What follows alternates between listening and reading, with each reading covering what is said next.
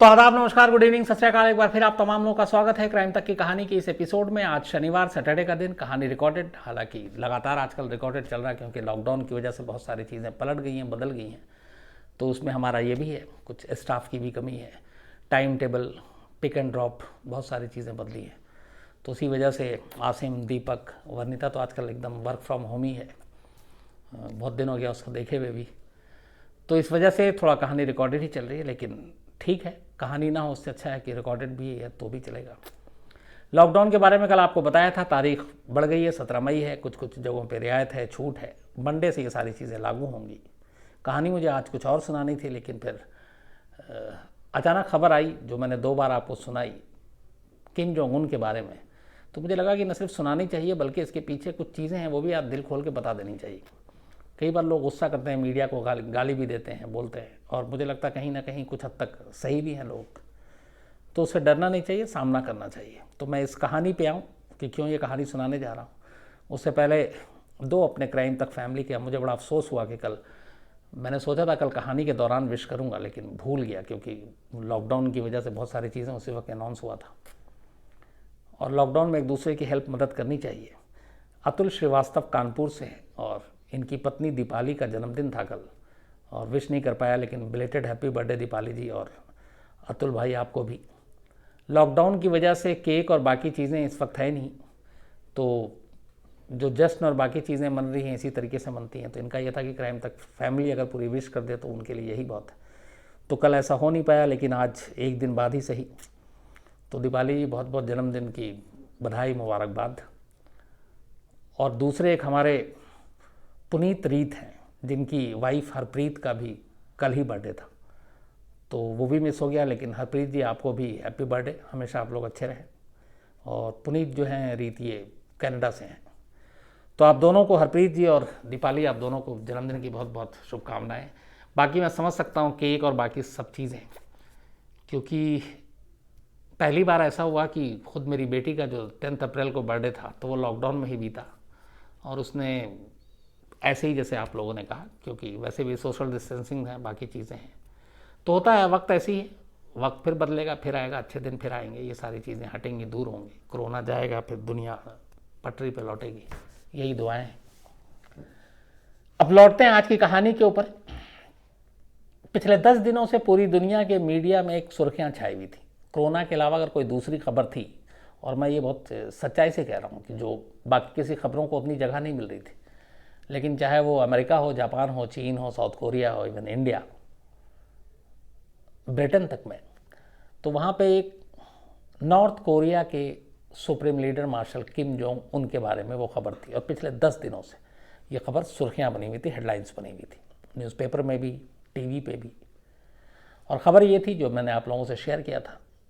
सबसे पहले American news channel CNN ने यह खबर दी साउथ कोरिया के हवाले से कि marshal Kim Jong Un brain dead हो चुके हैं और कोमा में हैं, बचने की उम्मीद नहीं है। और उसके पीछे यह था कि उनकी सर्जरी हुई, हार्ट वस्कुलर की प्रॉब्लम थी, ओवरवेट, सिगरेट, काम का दबाव, तनाव, और 11 अप्रैल से न दिखा जाना किम जोंग उन का इस खबर की वजह बनी। धीरे धीरे उसके बाद 11 से लेके वक्त बीतता गया, किम जोंग उन सामने नहीं आए। लेकिन असली हवा मिली जब 15 अप्रैल को नॉर्थ कोरिया के स्थापना दिवस से और अपने दादा के जन्मदिन से भी किम जोंग उन लापता थे, गायब थे। तो लगा कि ऐसा क्या हो गया, क्योंकि आज तक कभी ऐसा इतिहास में नहीं हुआ पिछले 70 सालों में कि स्थापना दिवस पे किम फैमिली का कोई शख्स ना हो। तो वहाँ से इस खबर को बल मिली, अफवाहों को उड़ान मिली, और ये हुआ कि किम जोंग उन को सच में कुछ हो गया है। अलग अलग तरीके से खबरें चलती रहीं, फिर लॉजिक रीज़न भी देते गए। पहले ये हुआ कि हार्ट का ऑपरेशन, इस वजह से वो सीरियस हैं। एक आया कि कोरोना की वजह से क्वारंटीन में है। फिर एक खबर आई कि 12 अप्रैल को एक टेस्ट था वहाँ पे मिसाइल का, उसमें वो इंजर्ड हो गए। तो अलग अलग इस तरीके की खबरें आने लगी, और इन खबरों को लगातार डेली हेडलाइन मिल रही थी। कोई अता पता नहीं था, अलग अलग दावे किए जा रहे थे। लेकिन इन सारी अफवाहों, सारे दावों को कल विराम लग गया। 1 मई फ्राइडे का दिन, इंटरनेशनल लेबर डे, मजदूर दिवस अंतर्राष्ट्रीय। उस दिन अचानक किम जोंग उन, जो 38 साल के हैं, वो सामने आ जाते हैं। सार्वजनिक समारोह में पहली बार 20 दिन के बाद 11 अप्रैल से वो लापता थे और 1 मई को वो अचानक सामने आते हैं। प्योंगयांग जो नॉर्थ कोरिया की राजधानी है उससे कुछ दूर पे ही एक फर्टिलाइज़र फैक्ट्री का उद्घाटन था और उस फर्टिलाइज़र फैक्ट्री के उद्घाटन में बाकायदा वो अपनी कार से पहुंचते हैं, कार से उतरते हैं, करीब 100 कदम वो कार से उतर के चलते हैं। वहाँ पे जो बाकी कर्मचारी और सीनियर स्टाफ थे उनसे मिलते हैं, मुस्कुराते हैं, हंसते हैं। काले रंग का लिबास पहना हुआ था जो उनका चिरपरिचित है, चाल भी उनकी वैसी ही थी और लोगों से मिलते जुलते हैं। गाड़ी से उतरने से लेकर लोगों से मिलने जुलने, फैक्ट्री का मुआयना करने और फिर जाकर मंच पे बैठने, इन सारी तस्वीरों को देखने के बाद एक पल को भी कहीं से नहीं लगता है कि किम जोंग उन बीमार हैं या बीमार थे। ख़ासतौर पर अगर बात करें कि हम हार्ट की सर्जरी, सीरियसनेस, ये सारी चीज़ें या बीमार बहुत ज़्यादा, तो कम से कम इस वीडियो को, इस तस्वीर को देख के सोशल मीडिया पे है और जारी की है नॉर्थ कोरिया मीडिया ने इसको, गवर्नमेंट की जो वहाँ पे है, तो उसको देख के कहीं से भी किम जोंग उन बीमार नज़र नहीं आते, सेहतमंद ही नज़र आते हैं। तो कल वो इस फैक्ट्री में पहुँचते हैं। ये फैक्ट्री जो है ये फर्टिलाइज़र बनाती है, खाद जो है, उर्वरक, और वहाँ के उद्घाटन के मौके पे बड़ी तादाद में सैकड़ों कर्मचारी भी थे, उनसे भी मिले। ख़ास बात ये थी कि उनके पीछे उनकी छोटी बहन किम यो जोंग भी थी, जिसको लेके भी ये खबर आई कि अगर किम को कुछ हो गया तो नॉर्थ कोरिया का अगला उत्तराधिकारी कौन होगा, कौन शासन संभालेगा। तो जो भी होगा वो डिक्टेटर ही होगा। तो अब ये था कि कहीं एक महिला डिक्टेटर न बने। तो किम जोंग उन 1 मई को मीडिया के सामने आए, तस्वीरें आई, दुनिया ने दिखाया और इसके बाद अब इस चीज़ को एक तरह से विराम लग जाना चाहिए, क्योंकि खुद सामने आकर किम जोंग उन ने एक तरह से कह दिया कि मैं जिंदा हूँ, लो देख लो मैं जिंदा हूँ। तो ये तस्वीर आ गई, किम जोंग उन सामने आ गए। 10 दिन से जो मीडिया में पूरे दुनिया में खबरें चल रही हैं वो थम जाएंगी। लेकिन अब सवाल ये था कि किम जोंग उन 20 दिन से थे कहाँ। दूसरा सवाल कि ऐसी फैक्ट्री, ये फैक्ट्री की क्या अहमियत है कि किम जोंग उन यहाँ पहुँचे। इसको 2 चीज़ों से जोड़कर देखा जा रहा है।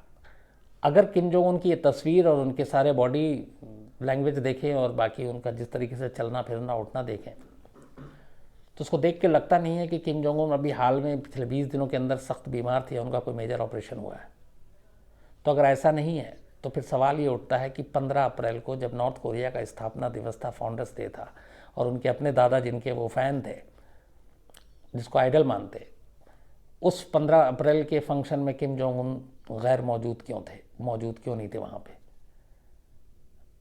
और इस फैक्ट्री के उद्घाटन पे क्यों मौजूद थे। इसको लेके भी अब कुछ चीज़ें आ रही हैं। दोनों चीज़ें, पहले 20 दिन कहाँ थे वो बाद में, इस फैक्ट्री की जिसके उद्घाटन के लिए पहुँचे कल और जिसकी वजह से सारी तस्वीरें सामने आई, ये फैक्ट्री क्या है। प्योंगयांग से साउथ की तरफ एक छोटा सा इलाका है जहाँ पे ये फैक्ट्री है। फैक्ट्री का नाम ही है फर्टिलाइज़र फैक्ट्री, जिसका उद्घाटन कल उन्होंने किया। लेकिन यूएस और साउथ कोरिया की जो सीक्रेट एजेंसियां हैं, इवन एक वीक मैगजीन ने भी हाल में खुलासा किया है कि ये जो फैक्ट्री है ये दुनिया को बेवकूफ़ बनाने के लिए यहाँ पे सिर्फ ये है कि इस कारखाने में खाद या उर्वरक बन रहा है। असल में इस फैक्ट्री में यूरेनियम बनाने का काम होगा, और यूरेनियम वो चीज़ है जो परमाणु बम बनाने में सबसे ज़्यादा इम्पॉर्टेंट अहमियत रखता है।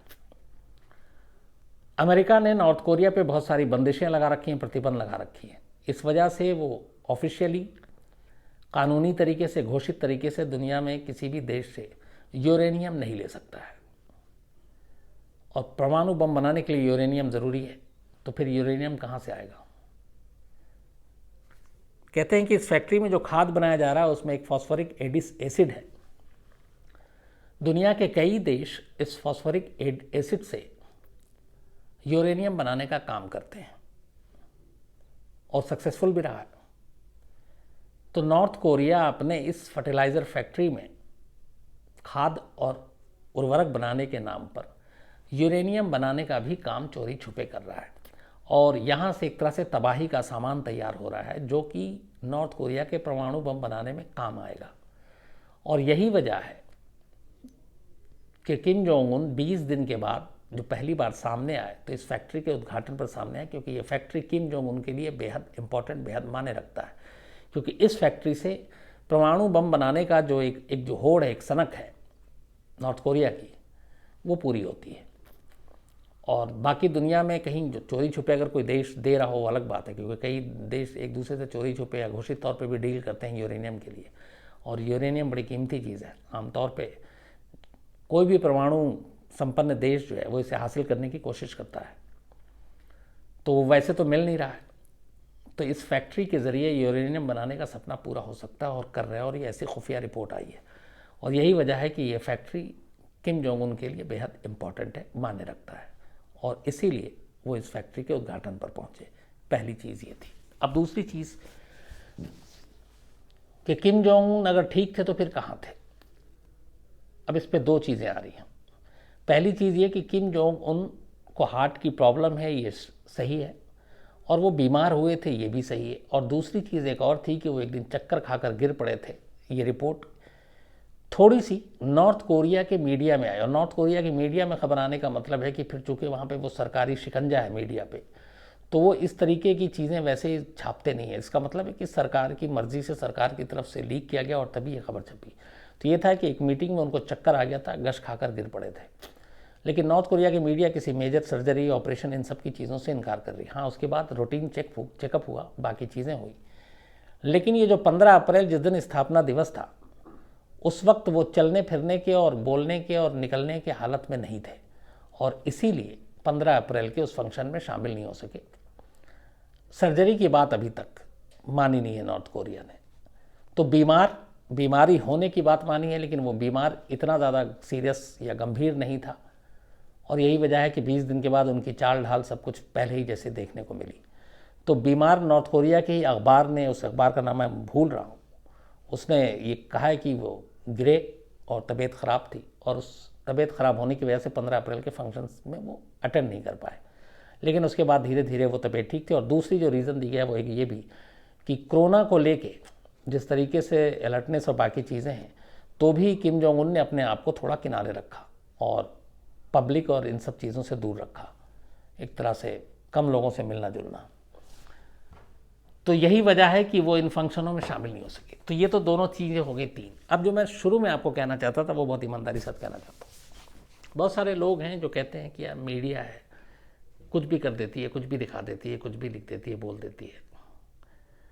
इसमें से कई चीज़ें सच है। मैं इसी एक खबर को एग्जाम्पल के तौर पे आपके सामने रखता हूँ।